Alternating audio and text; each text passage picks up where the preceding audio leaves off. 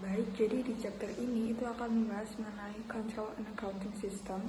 Nah, jadi ini yang pertama ada introduction dulu. Jadi di bab ini itu menekankan bahwa pengendalian internal atau internal control itu sangat penting bagi SIA. Nah, banyak perusahaan telah mengalami pelanggaran data besar-besaran. Hal ini tuh menunjukkan bahwa sistemnya masih rentan untuk dilakukan pencurian data. Nah, tujuan SIA itu untuk membantu organisasi mencapai tujuan melalui pengendalian efektif. Manajemen itu harus membuat keputusan sulit mengenai keamanan seperti pengendalian apa yang cocok, dampaknya gimana, terus biayanya apakah sesuai dengan manfaat yang diterima. Selanjutnya, why threats to ICE are increasing. Jadi mengapa ancaman terhadap SIA itu meningkat? Yang pertama itu ada peningkatan jumlah perangkat dan akses. Jadi informasi yang tersedia bagi para jumlah pekerja itu meningkat lebih banyak daripada sebelumnya. Lalu yang kedua ada akses pihak luar. Jadi kayak pemasok dan pelanggan itu memiliki akses ke sistem atau data satu sama lain. Kemudian yang selanjutnya ada jaringan terdistribusi yang sulit dikendalikan. Mengelola informasi yang ada di jaringan terdistribusi seperti LAN atau WAN itu jauh lebih sulit dikendalikan. Kemudian yang keempat ada kurangnya kesadaran keamanan. Jadi masih banyak perusahaan yang kurang sadar bahwa informasi itu merupakan hal penting bagi perusahaan dan harus dilindungi. Nah, setiap potensi kejadian buruk itu disebut threat atau ancaman. Potensi kerugian dolar dari ancaman disebut exposure. Nah, probabilitas atau kemungkinan terjadinya disebut dengan likelihood atau risk of threat. Selanjutnya ada overview of control concept. Jadi yang pertama itu ada tujuan internal control. Tujuan internal control itu apa aja? Yaitu yang pertama ada mengamankan aset, kemudian menyimpan catatan secara rinci, memberikan informasi yang akurat. Kemudian yang keempat ada membuat laporan keuangan yang sesuai kriteria. Kemudian yang kelima ada meningkatkan efisiensi operasional, serta yang keenam ada mendorong kepatuhan terhadap kebijakan manajerial. Nah, selanjutnya yang kedua itu tiga fungsi penting dari internal control. Itu yang pertama ada preventive control. Jadi itu mencegah munculnya masalah. Contohnya misal kayak pemisahan tugas karyawan atau waktu perekrutan karyawan. Kemudian yang kedua ada detective control. Jadi itu menemukan masalah yang tidak berhasil dicegah sebelumnya. Lalu yang ketiga ada corrective control. Jadi ini tuh mengidentifikasi dan memulihkan sistem dari kesalahan yang terjadi. Dan selanjutnya yaitu ada control framework, yaitu kerangka kerja yang digunakan organisasi untuk merancang, menerapkan, dan mengevaluasi sistem pengendalian internal. Nah, terdapat dua framework. Yang pertama itu COBIT, yang kedua COSO. Nah, yang pertama COBIT itu Control Objective for Information and Related Technology, digunakan untuk mengatur dan mengelola teknologi informasi dalam organisasi. Nah, tujuan utamanya yaitu yang pertama, teknologi informasi mendukung tujuan bisnis. Yang kedua, sistem informasi dikelola dengan baik. Yang ketiga, risiko teknologi dapat dikendalikan. Nah, dalam COBIT ini terdapat 5 proses governance. Nah, dibagi menjadi 4 yang menjadi dominan utama. Yang pertama itu APO atau Alex, Plans and Organize, itu mengatur strategi perencanaan dan organisasi IT. Yang kedua yaitu BAI, yaitu Budget, Acquire and Implement, yaitu mengembangkan dan mengimplementasikan sistem dan teknologi. Nah, ketiga DSS atau Delivered Service Support, menyediakan layanan IT serta mendukung operasional sistem. Dan yang terakhir yaitu Monitor, Evaluate and Access atau MEA, yaitu memantau kinerja sistem serta mengevaluasi kepatuhan dan kontrol. Dan selanjutnya yaitu COSO atau Committee of Sponsoring Organize, itu adalah organisasi yang mengembangkan kerangka kerja pengendalian internal yang paling banyak digunakan oleh perusahaan. Nah, JOSO ini digunakan untuk mendefinisikan pengendalian internal, mengevaluasi sistem pengendalian, dan meningkatkan efektivitas kontrol dalam organisasi. Nah, ada 5 komponen utama dari JOSO ini. Yang pertama yaitu control environment, yang kedua risk assessment, yang ketiga control activities, yang keempat information and communication, yang kelima monitoring. Nah, selanjutnya yaitu the control environment atau dasar atau fondasi dari seluruh sistem pengendalian internal dalam organisasi. Nah, lingkungan pengendalian mencerminkan budaya, nilai, sikap manajemen terhadap pentingnya pengendalian internal. Nah, jika control environment-nya kuat, maka karyawan bisa lebih disiplin, risiko fault-nya itu lebih kecil, dan sistem pengendalian berjalan dengan efektif. Nah, control environment ini dibagi menjadi beberapa elemen. Yang pertama yaitu manajemen philosophy, operating style, and risk approach. Itu berkaitan dengan cara berpikir dan gaya manajemen dalam menjalankan perusahaan. Contohnya hal yang diperhatikan itu bagaimana manajemen dapat mengambil sebuah keputusan. Nah, selanjutnya yang kedua yaitu commitment to integrity, ethical values, and competence. Yaitu perusahaan harus memiliki nilai etika dan integritas yang kuat. Hal tersebut dapat dilakukan dengan membuat kode etik perusahaan atau memberikan pelatihan kepada karyawan. Nah, yang ketiga yaitu internal control oversight by the boards of director, yaitu dewan direksi memiliki tanggung jawab untuk mengawasi sistem pengendalian internal perusahaan. Tugasnya yaitu yang pertama ada memantau kinerja manajemen, yang kedua memastikan pengendalian internal berjalan efektif, dan yang ketiga meninjau laporan keuangan. Nah, selanjutnya yaitu yang keempat organizational struktur, yaitu menunjukkan bagaimana tugas, wewenang, dan tanggung jawab dibagi dalam perusahaan. Nah, struktur organisasi yang jelas itu akan memudahkan koordinasi kerja, mengurangi konflik tugas. Yang kelima ada methods of assigning authority and responsibility, yaitu perusahaan harus menetapkan bagaimana wewenang dan tanggung jawab diberikan kepada karyawan. Hal tersebut dapat dilakukan dengan membuat prosedur kerja atau kebijakan perusahaan. Yang keenam yaitu human resource standards that attract, development, and retain competent individuals, yaitu sistem pengendalian yang baik bergantung juga terhadap kualitas karyawan. Jadi oleh karena itu HRD itu lebih baik membuat proses rekrutmen yang ketat. Dan yang terakhir yaitu external influence, yaitu lingkungan eksternal yang juga dapat mempengaruhi sistem pengendalian internal perusahaan. Contohnya peraturan pemerintah, standar akuntansi, dan tekanan dari investor. Selanjutnya ada risk assessment and risk response. Ada 2 jenis resiko. Yang pertama, inherent risk, yaitu kerentanan transaksi terhadap masalah kontrol tanpa adanya internal control. Dan yang kedua ada residual risk, yaitu resiko yang muncul setelah manajemen mengimplementasikan internal control. Selanjutnya ada langkah-langkah penilaian resiko. Yang pertama ada memperkirakan kemungkinan dan dampak.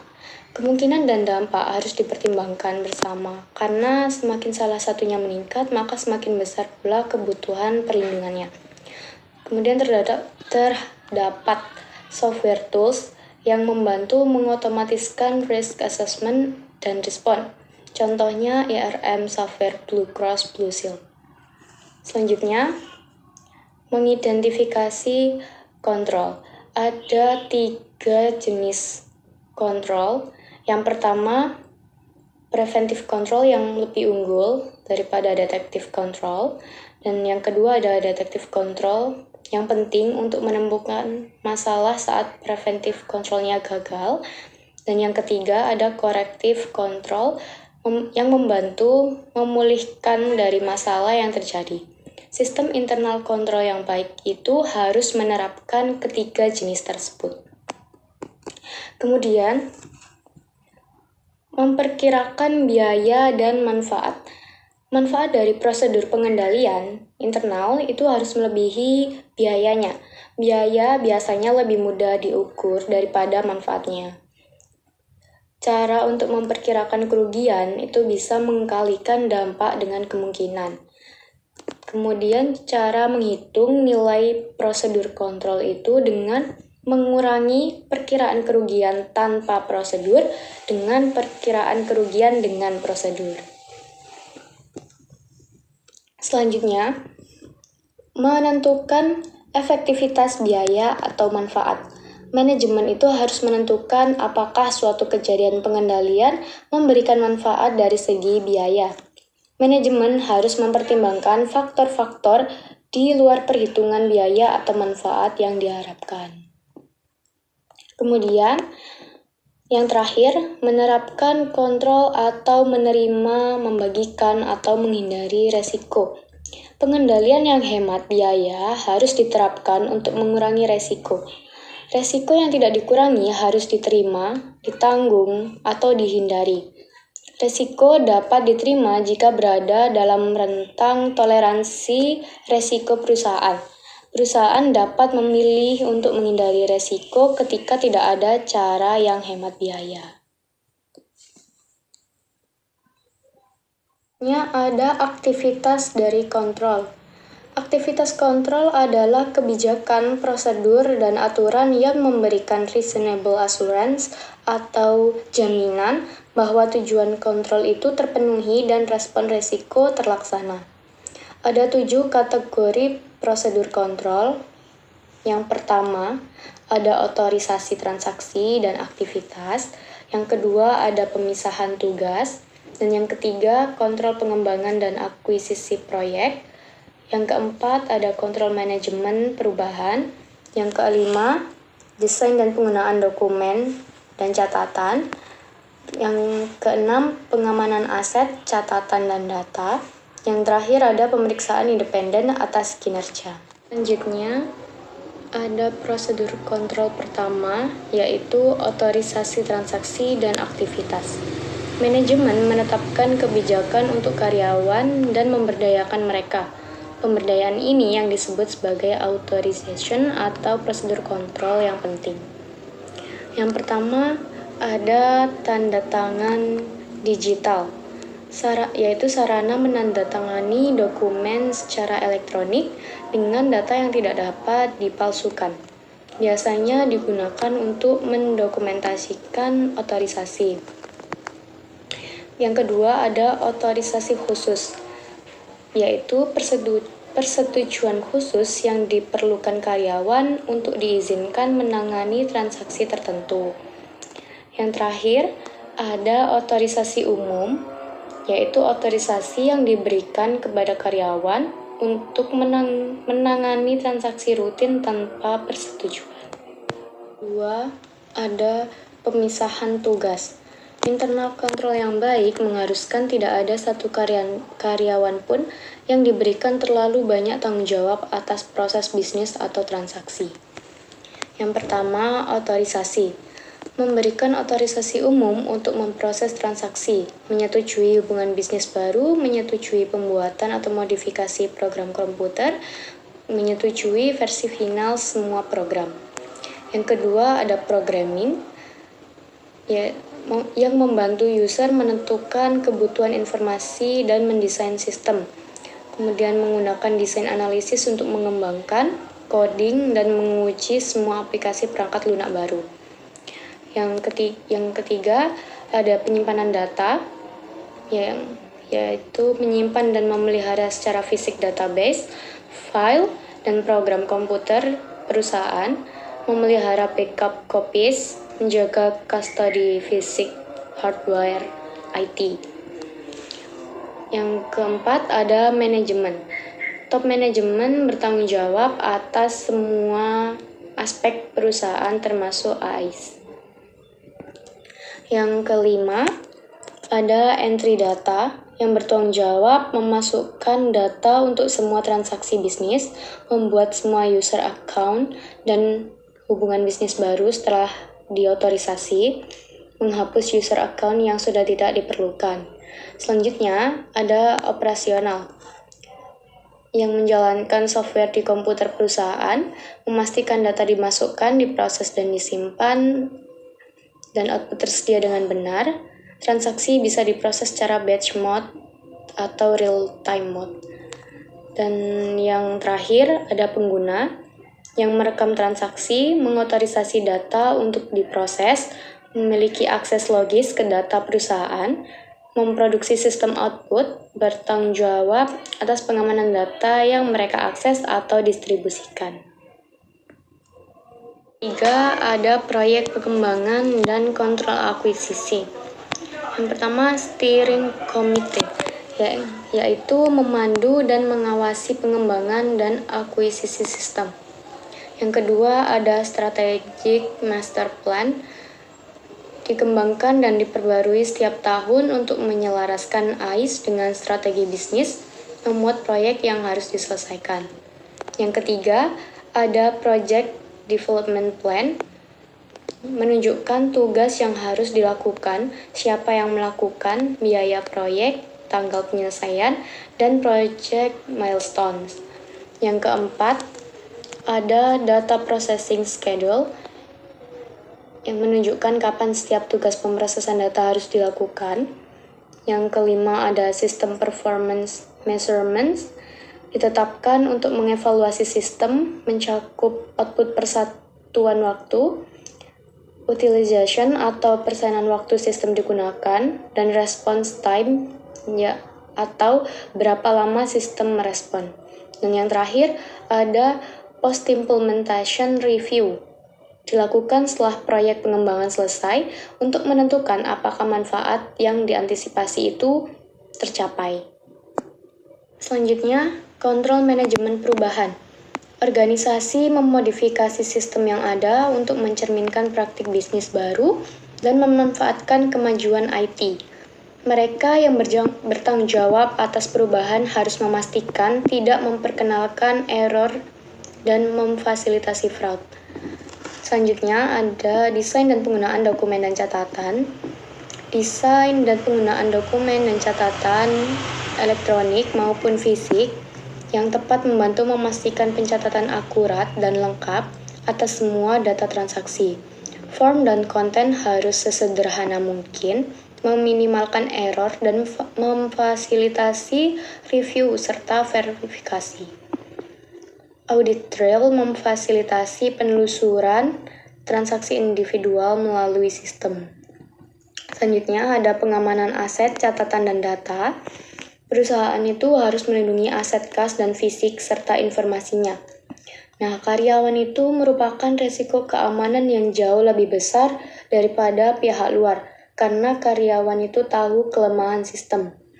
Penting untuk menegakkan kebijakan dan prosedur yang tepat, yaitu memelihara catatan akurat atas semua aset perusahaan, membatasi akses ke aset, melindungi catatan dan dokumen, dengan cara menggunakan penyimpanan yang tahan api atau filing kabinet yang terkunci.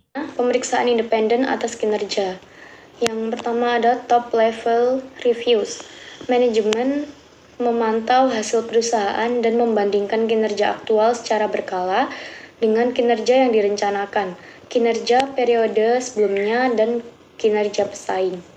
Selanjutnya ada analytical reviews, pemeriksaan hubungan antara kumpulan data yang berbeda. Yang ketiga ada reconciliation of independently maintained records, yaitu catatan harus direkonsiliasi dengan dokumen atau catatan yang memiliki saldo sama. Selanjutnya, ada comparison of actual quantities with record amounts. Debit sama dengan kredit memberikan banyak kesempatan untuk independent checks.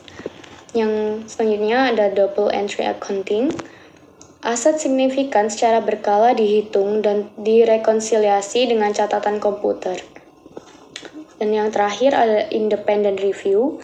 Setelah transaksi diproses, orang kedua mereview pekerjaan yang pertama, kemudian memeriksa otorisasi yang tepat, meninjau dokumen pendukung, memeriksa akurasi harga, kuantitas, dan ekstensi. Komunikasi informasi dan pemantauan proses kontrol. Yang pertama, informasi dan komunikasi. Sistem itu harus menangkap dan mempertukarkan informasi yang dibutuhkan untuk mengendalikan operasi organisasi. Kemudian tujuan utama dari AIS itu adalah mengumpulkan, merekam, memproses, menyimpan, merangkum, dan mengomunikasikan informasi tentang organisasi. Kemudian, komunikasi itu harus terjadi secara internal dan eksternal. Semua personel harus memahami tanggung jawab mereka masing-masing. Kemudian ada 3 prinsip IC Framework untuk information dan communication. Yang pertama, memperoleh atau menghasilkan informasi berkualitas tinggi yang relevan. Kemudian yang kedua, mengkomunikasikan informasi secara internal termasuk tujuan dan tanggung jawab. Kemudian yang ketiga, mengkomunikasikan hal-hal pengendalian internal yang relevan kepada pihak eksternal. Ada pemantauan. Yang pertama, perform internal control evaluation. Efektivitas IC itu diukur menggunakan evaluasi formal atau self-assessment. Bisa dilakukan oleh tim khusus atau melalui internal auditing.